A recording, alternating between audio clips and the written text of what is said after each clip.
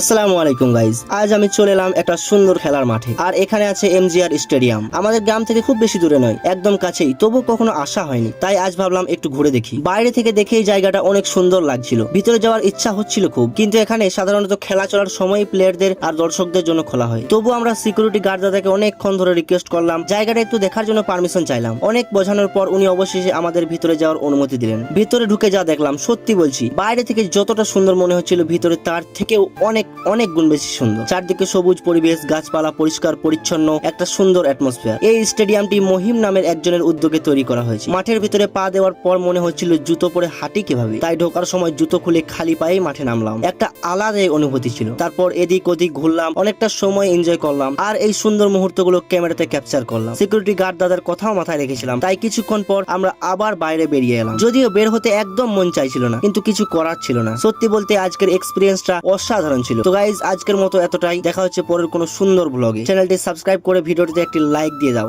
Bye bye guys.